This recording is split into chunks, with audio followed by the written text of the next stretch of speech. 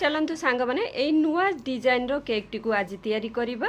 तो प्रथमे कस्टमर जिते मते फोन कले मते एतिकी कलर रो मो पाखे रिबन थिला, तेणु मु तांको फोटो उठेकी सेंड कर देथिली। रिबन एई कलर रो मो पाखे अछि, आपण एथरु गोटे चूज करि पारिबे। जेहेतु तांकर एथरु पसंद हेलानी से निजे कहले कि मु रिबन बाहरु किनी नेबी, आपण केवल केक बनै की दे दियंतु। तो एठी मु 130 ग्राम रो प्रीमिक्स नै कि मु गोटे केक तैयारी कर देथिली आ ताको 5टी लेयर करिकी काटिथिली। केक रो बैटर तैयारी कला बेले मु सेथिरे टिके पानी रो क्वांटिटी कम कर देथिली, जा द्वारा केक टी टिके डोम शेप रो हेतिला आ मते ए डोम शेप रो दरकार थिला। आपाई मु हाइटेड 5 इंच रो केक टिन नेथिली। तापरे लेयर गुडी को कट करिकी ताकू सोक करे साला परे मु सेथिरे क्रीम को स्प्रेड करथिली। एठी मु बहुत कम क्वांटिटी रे क्रीम स्प्रेड करथिली, कारण आउटर रे जो डिजाइन थिला सेथिरे बहुत क्वांटिटी रे क्रीम जिबार थिला। तापरे किछि चोको चिप्स को ता ऊपर देइथिली, किछि व्हाइट चॉकलेट को मु सेथिरे ड्रिजिल करथिली, सॉरी व्हाइट चॉकलेट गनाश को तापरे सेकेंड लेयर को रखिथिली। एमिति करिकी मु सबु लेयर को गोटे परे गोटे असेंबल करे नेथिली। तलर 3टी लेयर को मु जेतिकी मोटा रखिबा कथा नॉर्मल सेमिति रखिथिली। ऊपर जो 3टा लेयर की 2टा लेयर थिला ताकू 3टा लेयर थिला, मु ताकू एकदम पतला पतला करिथिली। सोकिंग सिरप रे मु व्हाइट चॉकलेट गनाश को पानी रे मिक्स करिथिली आ सेथिरे मु वैनिला एसेंस को ऐड करिकी सोक करैथिली। एतिके काम करि सारला पुरे केक ऊपरे मु पूरा आउटर रे गोटे क्रम कोट करिथिली आ तापरे फ्रीज रे सेट हबा को रखि देथिली। केक टी जेहेतु दिन 2टा बेल को कन्फर्म हेतिला आ कस्टमर को 400 ग्राम भीतर ए डिजाइन टी दरकार थिला। जेहेतु मु आगुरु केबे याकू करिनी, तेणु परफेक्टली 400 ग्राम रे एटा हबो कि न हबो मु बहुत ही डाउट रे थिली, किंतु जहाँ भी हो 400 ग्राम रे तो हेई नथिला, एटा 450 ग्राम रे हेतिला। एबे आउटर रे मु गोटिके क्रीम देकी ताकू क्रम कोट करि नेबी आ तापरे ताकू फ्रीज रे टिके सेट हबा को रखिबी।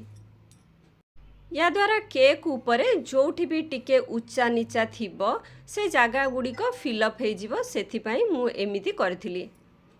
ए क्रम कोट कला समय मते लागिला ए ऊपरर जो पोर्शन टी एकदम ऊपर लेयर टी सेटा टिके मते बेसी चौड़ा लागुची, सेथि पई मु ताकू आडे नै देथिली आ ताकू एमिति टिके माने क्रम्स कर देथिली। क्रम्स करिकी ताकू ऊपर रखि देथिली, जा द्वारा टिके चौड़ा कमी जाइथिला। आ गोटे कथा, जेतेबेले भी आपण एई बो डिजाइन रो केक तैयारी करूचंदी सब बेले केक को 6-7 घंटा फ्रीज रे सेट हबा को प्रॉपर्ली रखंतु, ता परे जाइकी सेथरे रिबन अटैच करंतु। जदि बहुत आगुरु रिबन अटैच कर देबे किंबा जदि केक सेट हेई नथिबो आपण संगे संगे केक तैयारी करिकी तापरे रिबन अटैच कर देबे, ताले सेथिरे क्रीम जाको केक रु लागि जिवो रिबन रे। जदि बहुत अर्जेंट रे एमिति केक रो ऑर्डर आछि ताले रिबन को अलगा जगह रे कस्टमर को देई दियो बो भली करिकी, ताकि से केक कटिंग करबा पूर्वरु केक ऊपर लगे देबे। एबे केक टी को जेतेबेले मु फ्रीज रु आड़े की आनिली गोटे घंटा परे मते तार शेप टी ठीक लागिलानी। मते लागिला तळ आडू को बेसी चौड़ा अछि आ मझी पोर्शन टा टिके खाल भलिया अछि, तेणु मु कौन कली मझी पोर्शन को ध्यान रे रखी तळ आडू गोटे छुरी रे टिके टिके ट्रिम करदेली। एबे आपण मानकु आउ गोटे इम्पोर्टेंट कथा कहि दोछि कि ए जो केक ऊपर कलर लागिथिला एकदम तळे डीप कलर टी लागिथिला, से डीप कलर टी जो ब्लू कलर लागिथिला सेटा केवल ब्लू कलर रे तयारी हेई नथिला। मु एटी नॉर्मल ब्लू संगे किछि रॉयल ब्लू को मिक्स करथिली। 2टा जाको ब्लू कलर मिक्स कला परे कस्टमर पठेइथिबा कलर मोर एग्जैक्ट मैच हेइथिला। तेणु प्रथमे मु क्रीम रे 2 drop normal blue colour add करथिली, मिक्स कला परे आउ 2 drop royal blue colour add करिकी मु ए कलर टू को अचीव करथिली। एबे क्रीम को गोटे पाइपिंग बैग रे भर्ती करी तार टिप टू को कट कर देली आउ गोटे गोटे राउंड गोल भली बनै देली पूरा केक चारिपटे। तापरे मो पाखे जो छोटो पैलेट नाइफ थिला से पैलेट नाइफ रे गोटे राउंड ऊपर एमिति पैलेट नाइफ को रखी ऊपर आड़ू को मु ड्रैग करिनेली।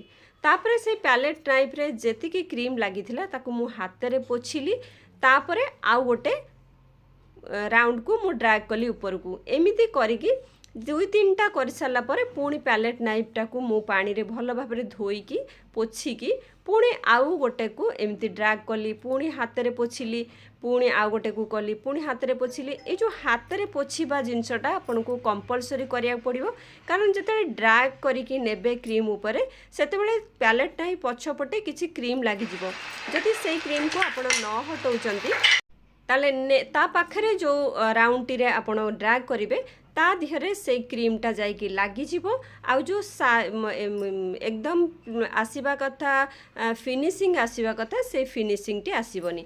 एबे देखंतु गोटे राउंड टिके डीप कलर रे करि सारला परे जो क्रीम थिला ब्लू सेथुरु अल्प नेली आउ किछि व्हाइट कलर सेथरे मिक्स कली कारण मते एठी गोटे फेडेड ताटू आउ टिके लाइट शेड तयारी करिबार थिला तेनो अल्प ब्लू कलर नेली ता भितरे व्हाइट कलर मिक्स करिकी एमिति मु टिके फेडेड तयारी कली तापरे पुणी ताकू आउ गोटे पाइपिंग बैग रे भर्ती करिकी पुणी सेमिति दुईटी जो तले मु तयारी करिथिली एमिति डिजाइन तार जस्ट मझिरे गोटे गोटे राउंड मु बुलेई चलली हैला मझिरे बुलेकी पुणी ताकू पैलेट नाइफ रे पुणी ऊपर आड़ को ड्रैग कली जेतेबेले करिवे कम से कम 3टा लाइन पर्यंत तले 2टा जो भाबंतु एटा पेटल्स अछि 2टा पेटल्स रो मझिरे गोटे राउंड करिवे पुणी 2टा पेटल्स रो मझिरे पुणी 2टा पेटल्स रो मझिरे एमिति राउंड रखी रखी जिवे जा द्वारा कोन हबो ऊपर को से कमी की जीवो आउ डिजाइनटा जहाँ भी कस्टमर पठेइथिले सेमिति हबो जदि आपण ए डिजाइनटा तयारी करला बेले कोउठी भी राउंड दे देबे कोउठी भी ड्रैग करनेबे ताहले प्रॉपर डिजाइन टी आसीबनी तेनु तळे जो 2टा पेटल्स अछि तार ठीक ऊपर को मझी रे 2टा पेटल्स रो मझी जगह रे ऊपर राउंड टी के देबे। एबे देखंतु क्रीम भितरे बबल्स न आसु कि फुसकिनी एमिति न बाहरु सेथि पई मु टिके हाथ रे ता पछपटु एंती मिक्स कली ता परे मु आकु रखुची पूरा वीडियो टी को करिथिले प्रोसेस टी को देखैथिले वीडियो बहुत बड़ हे जिवो तेणु आपण को पई टिके छोट करिया पई मु सीधा एठू आउथरे करूची। डिजाइन टी बहुत इजी अच्छी किंतु आपण आकु कला बेले सबु बेले पैलेट नाइफ को गोटे थर यूज कर साला परे हाथ रे एक्स्ट्रा क्रीम पोछिबे तापरे नेक्स्ट टी को करिवे एमिति कले गोटे पैलेट नाइफ पछपटे जो क्रीम तिक थिबो सेटा आउ गोटे डिजाइन उपरे लागिबनी नाही तो कौन हम जिते आउ गोटे डिजाइन को आप ड्राग करेंगे से जी क्रीम अनइवन हो लगी से अनइवन क्रीमटा ताऊपर चारिआड़ को स्प्रेड हो अनइवन हो बिना बो लगे भी केक टी तैयारी हो सारा बहुत सुंदर लगुला चौड़ा रिबन आउ बर्थडे स्टिक सहित ये केक टी आहु बहुत भल लगुला। वीडियोटी आपण मानकु भल लगिले गोटे लाइक करने को जमा भी भूलिबेनी आउ जदि भी किसी डाउट थाए कमेंट सेक्शन में निश्चय लिखिबे।